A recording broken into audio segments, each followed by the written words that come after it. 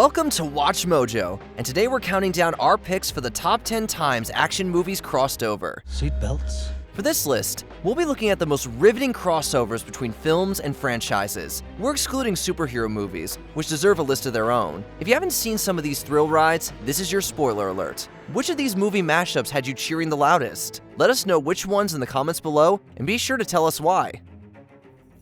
Number 10, Alien vs. Predator, Alien franchise, and Predator franchise.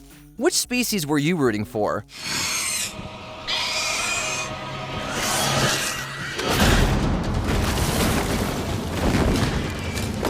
When a team of experts investigates a mysterious underground pyramid in Antarctica, they become trapped, and they're not alone.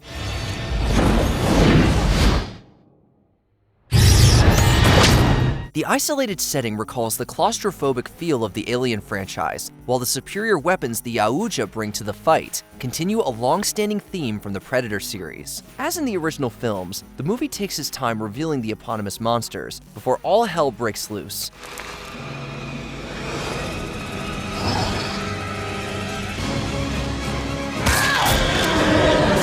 While neither critics nor audiences were over the moon about the film, it does have some entertaining action scenes, and did well enough at the box office to get a sequel.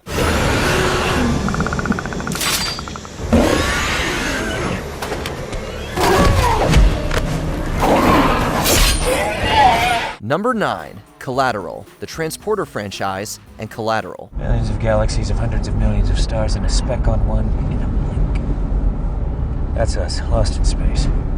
A cop, you, me. Who notices? Although Jason Statham is credited as Airport Man in Michael Mann's Collateral, there's plenty about his character that recalls his role as Frank Martin in The Transporter. Transporter co-director Louis Leterrier saw it too, and on a podcast, Collateral screenwriter Stuart Beattie confirmed that the connection was intentional. You okay? Yeah, I'm fine, mate. Don't worry about it. You alright? Enjoy LA. The quick and clever handover makes it clear that, like Frank Martin, Airport Man is a seasoned professional. Statham isn't in the movie for long, but it's a fascinating crossover that brings Collateral and the Transporter into a shared universe. Looking to do a little sightseeing. This plane is not for tourists. I'm not a tourist. Number 8, The League of Extraordinary Gentlemen, Various. First meetings usually warrant introductions. Of course. I am the Phantom. You are the League of so-called Extraordinary Gentlemen. Alan Moore and Kevin O'Neill's beloved comic book series threw together heroes from various literary works, assembling a sort of Justice League of Victorian England. Their roster included Mina Murray, Alan Quatermain, The Invisible Man, Captain Nemo, Dr. Henry Jekyll, and Orlando. Alas, Stephen Norrington's adaptation only thinly resembles the source material. It replaces Orlando with Dorian Gray and Tom Sawyer, but all the characters are as poorly developed as the plot. Don't be afraid. Who says I'm afraid? You stink of fear! Nonetheless, there is some joy to be had from seeing them all in the same room, especially with Sean Connery as Quatermain. It was his last ever role on screen, with the stress of the debacle reportedly leading to his retirement. What? I hate getting older. Number 7, Van Helsing, Universal Horror Monster Films. He has a bad gimp in his right leg and 3 copper teeth. How do you know he has copper teeth? Because he's standing right behind you. In this mashup of classic Universal Horror monster films, vampire hunter Van Helsing encounters werewolves and Frankenstein's monster on his mission to destroy Count Dracula. Too late, my friend. My children live. Then the only way to kill them is to kill you. Got it. So be it. The movie was panned upon release, and doesn't exactly live up to its potential. As you'd expect, there's more action in CGI than character development or plot. However, Hugh Jackman makes a great Van Helsing, with an arsenal worthy of any monster hunter. Kate Beckinsale joins him in the fray. You killed him. You killed him. Now you know why they call me murderer. Watch it for the action and the monsters, and there's fun to be had. Number 6, Ready Player One, Various. Based on Ernest Cline's 2011 novel, this Steven Spielberg film is an homage to pop culture icons. As such, it includes a jaw-dropping number of well-known characters and franchises. Activate the Iron Giant.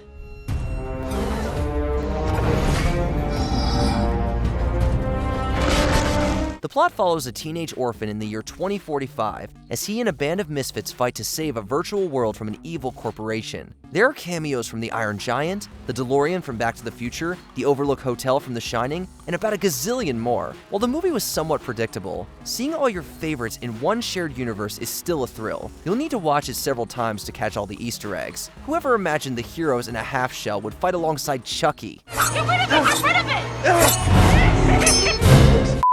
Chucky! Number 5. The Fast and the Furious Tokyo Drift. Better Luck Tomorrow and the Fast and the Furious franchise. This is Han, Virgil's cousin. He's everything Virgil's not.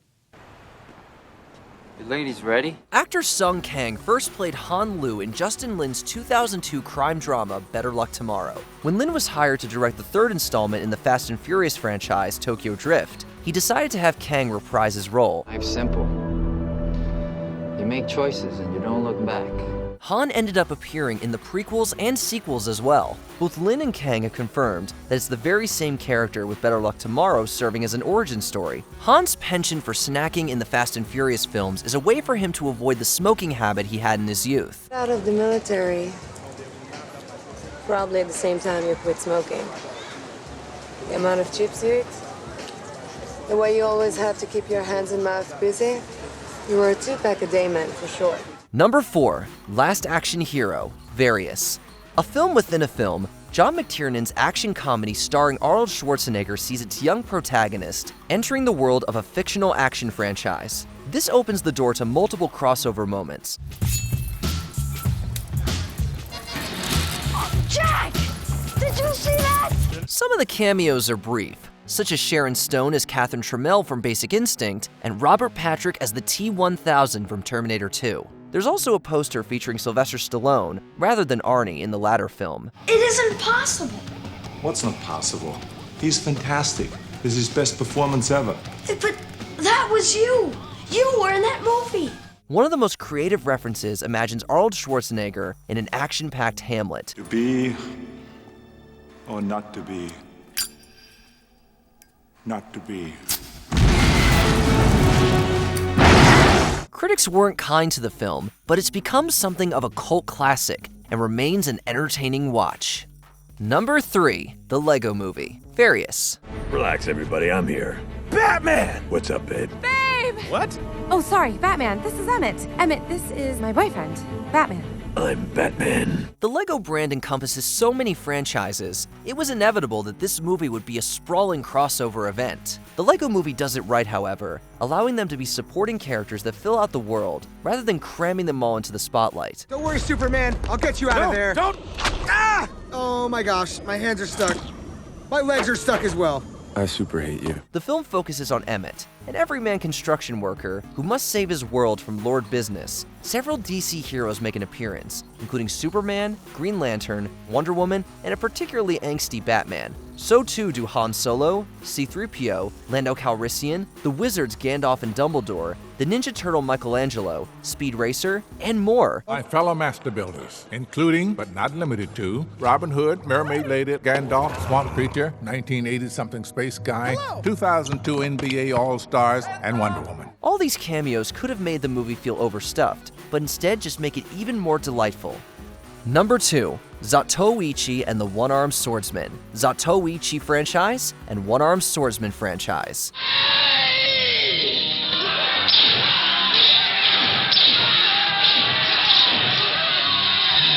This film crossed over franchises from Japan and Hong Kong. The blind masseuse and blade master, Zatoichi, starred in a slew of films and a TV series in Japan, while One-Armed Swordsman Wong Kong featured in a trilogy of wuxia films that remain classics of Hong Kong cinema.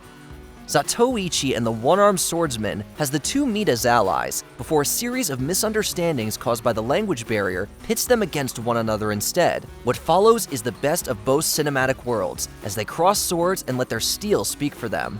Before we continue, be sure to subscribe to our channel and ring the bell to get notified about our latest videos. You have the option to be notified for occasional videos or all of them. If you're on your phone, make sure you go into your settings and switch on notifications.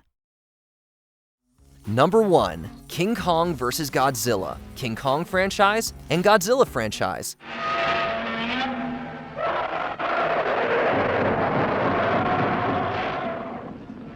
This kaiju film was the first to include the screen legends in color. It was also the third film in both franchises. After Godzilla breaks free of an iceberg and King Kong is kidnapped, the monsters wreak havoc in Japan.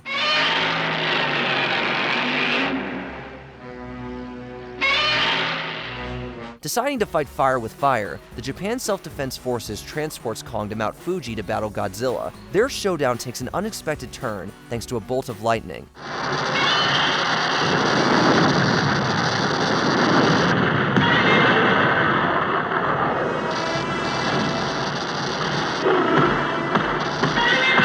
The effects may have been more impressive in the 2021 mashup, but the original clash is still iconic and shouldn't be missed.